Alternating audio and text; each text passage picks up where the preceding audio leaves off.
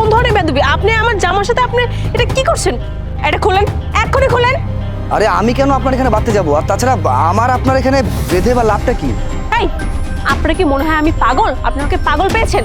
আর আপনাদের মতো লোকদের উদ্দেশ্য আমার খুব ভালো করে জানা আছে। এখানে দেখেছেন আমি একলা বসে আছি, তাই আমার সাথে সুযোগ নেওয়ার চেষ্টা করছেন, তাই না?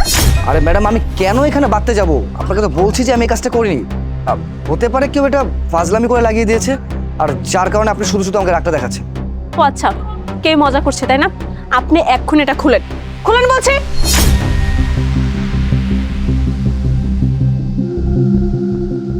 এটা কি ধরনের গিট দিয়েছে? খুলছেই তো না। আরে এটা তো খোলা যাচ্ছে না। এখন খুলছে না, যখন এটা বেঁধেছেন তখন মনে ছিল না? আপনার খুলতে হবে না, আমিই খুলছি। আরে ভাই, এটা কি হচ্ছে? আমি তো খুলতে পারছি না। কি ঝামেলা, আমার ইন্টারভিউ লেট হয়ে যাচ্ছে। আপনারা কি ভেবেছেন এটা এত সহজে খুলবে? এটা এত সহজে খুলবে না, কারণ এটা আমি বেঁধেছি। আমি যদি ঠিক টাইমে ইন্টারভিউ দিতে না যেতে পারি তাহলে কিন্তু আপনার খবর আছে।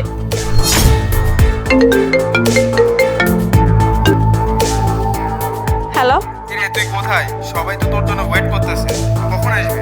দোস্ত, আর 5 মিনিট লাগবে, আমি আসতেছি, একটু ওয়েট কর। আর হ্যাঁ, আমি কিন্তু সত্যি সত্যি আসবো।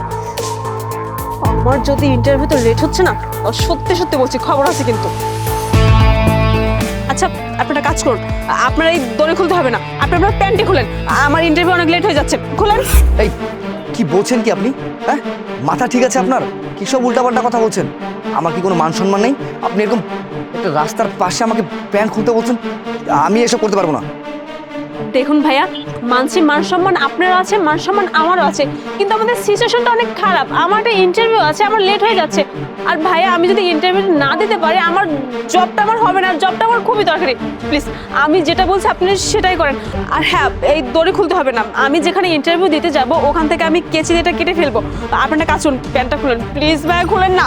দেখুন ম্যাডাম, এইসব আমি কখনো এর আগে করিনি। আর তাছাড়া আমার তো একটা মান সম্মান আছে, তাই না? ওকে ফাইন, যেহেতু আপনার ইন্টারভিউ আছে, আপনি যেহেতু একটা প্রবলেমে পড়ে গেছেন, আমি প্যান্টটা খুলে দিচ্ছি। কিন্তু হ্যাঁ, 1 ঘন্টার মধ্যে কিন্তু আমার প্যান্টটা ফেরত দিতে হবে। আরে রাস্তায় বসে প্যান্ট খুলছে, এটাই তো সুযোগ। যাই ভিডিওটা করে নি।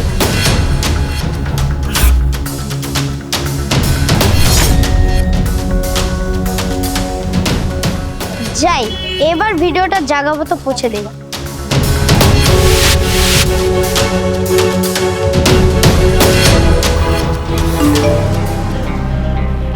আবার কে মেসেজ দিল?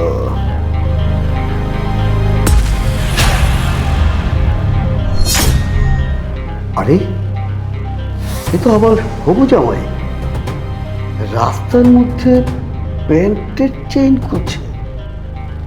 ছি ছি ছি ছি ছি ছি। কল দিয়ে দেখি। বাবারে, মেয়েটা সময় মতো এসে প্যান্টটা দিয়ে গেছে।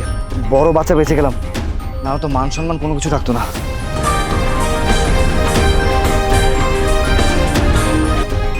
হ্যালো বাবা, তোমার একটা ভিডিও আমার মেসেঞ্জারে এসেছে। ভিডিও এসেছে মানে? কিসের ভিডিও এসেছে? আপনি কি বলছেন কি সব? ভালো হয়েছে।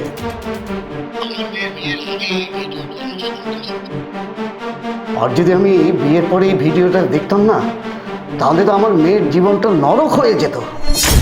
আচ্ছা বাবা, আসলে ব্যাপারটা কি হয়েছে? আমি তো আপনার কথা, আপনি একটু আমাকে ক্লিয়ারলি খুলে বলবেন বিষয়টা হয়েছে কি? দেখো, তোমার সাথে আমাদের আজ থেকে আর কোনো সম্পর্ক নেই।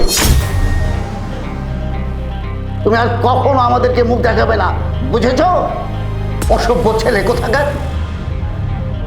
কিন্তু হ্যালো বাবা, কি হয়েছে আমাকে একটু খুলে বলুন। হ্যালো হ্যালো বাবা, আমার কথাটা।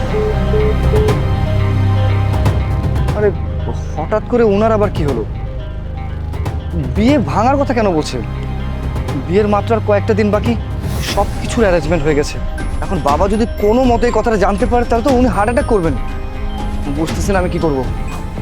না না, এখন কি করি? হ্যাঁ, একটা উপায় আছে। আমাকে সরাসরি রিয়ার সাথে দেখা করতে হবে, আর ওকে সব কিছু খুলে বলতে হবে। আমি ওকে ভালোবাসি, আমি নিশ্চয়ই এই কথাটা ওকে বোঝাতে পারবো, আর ও বিয়েতে রাজি হয়ে যাবে। হ্যাঁ, আমি চাই, আমি এক কাজ করে আমি রিয়ার সাথে কথা বলতে চাই। মাহি, আরে কি অবস্থা তোমার? আর তোমার বিয়েরই বা কি অবস্থা?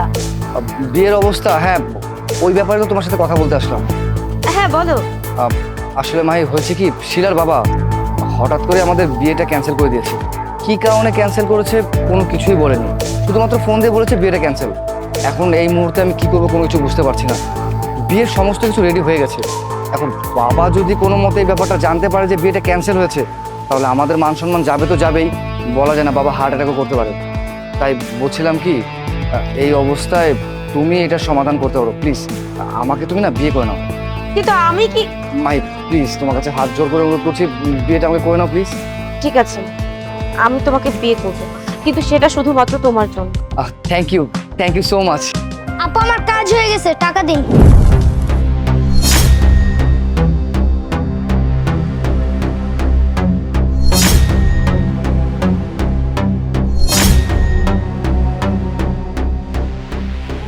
যাই, এবার ভিডিওটা জায়গা মতো পৌঁছে দিন।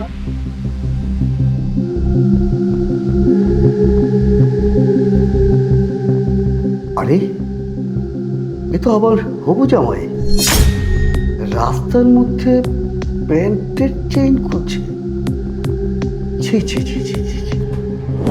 আরে তুই তো কাজটা খুব ভালোভাবে করছিস, তোকে আমি টাকা দিচ্ছি, দাঁড়া আমি বাসায় যেয়ে তোকে টাকাটা দিচ্ছি, ঠিক আছে? মাহি ও কিসের টাকার কথা বলছে আর তুমি ওকে কিসের টাকা দিতে চাইছো? আরে তেমন কিছু না, ওকে কিছু জিনিসপত্র আনতে দিয়েছিলাম, টাকা দিতে হবে তো, ওই ব্যাপারে কথা বলছিলাম। ও আচ্ছা আচ্ছা ঠিক আছে, তাহলে আমি যাই। হ্যাঁ আচ্ছা ঠিক আছে, তুমি এখন যাও, বাই। হ্যাঁ বাই। আয় টাকা দিচ্ছি দেখ।